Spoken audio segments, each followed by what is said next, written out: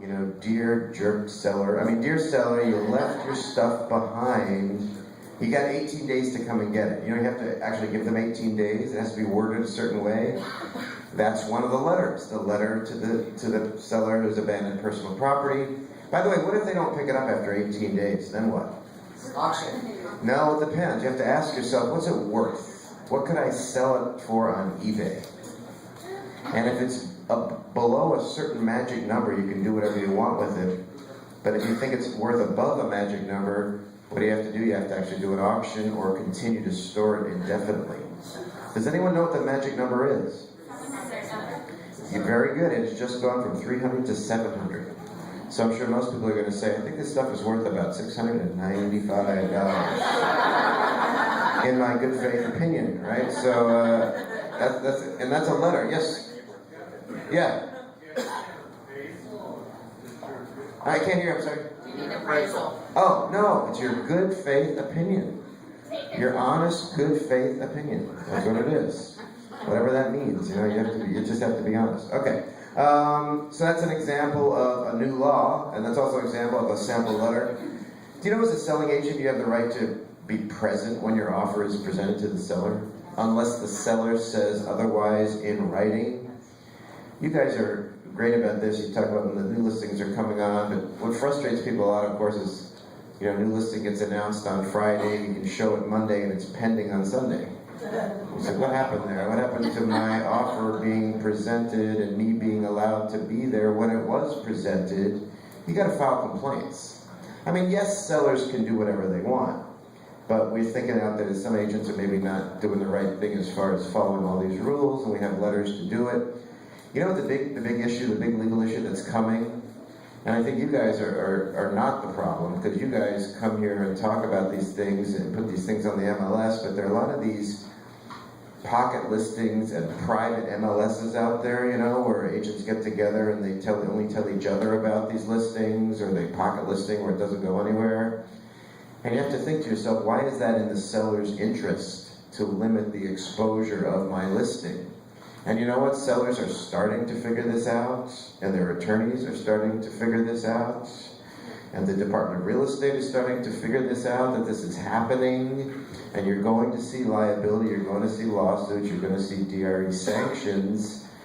I mean, yes, once again, the seller may have a legitimate reason why they want to have a pocket listing or a private MLS and not expose it for whatever reason. I'm not saying that. Sellers don't necessarily have a good reason.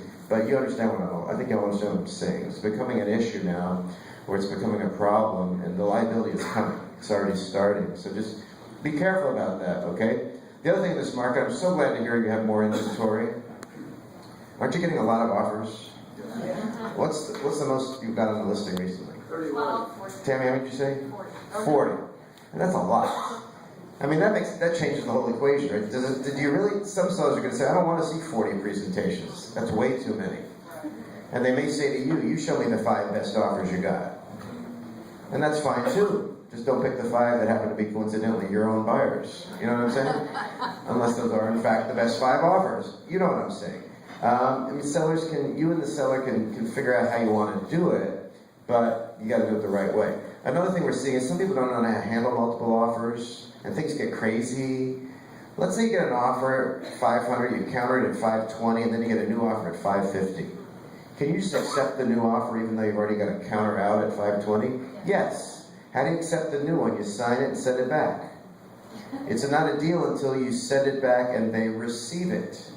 So imagine you bring the 550 to your seller, they sign it, you send it, email it to the second agent, and then 10 seconds later, the first agent returns to you the signed 520 counteroffer. Which one bought the house? It depends on who opens their email first. And guess what? There's going to be an argument about who opened their email first. And there's going to be a problem. How do you avoid that problem? Don't do what I just said.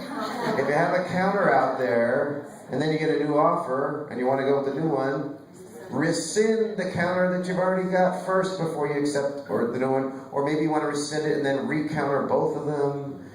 You know, there are ways to do this where you don't get these problems. Also, of course, if you're going to counter more than one, check the multiple counteroffer box, paragraph 4. Because if you counter more than one without doing that, the first one back wins, and once again there'll be an argument. And remember let me be very clear about this. When I say the first one back wins, I mean not the first one that you open. And there's a big argument. How do you prove that someone opened an email? I know you're telling me the return receipt requested and all this.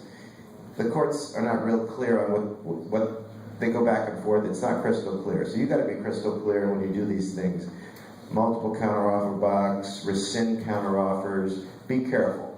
Maybe we should all go back to the old-fashioned way and deliver things in person with a witness and a film crew.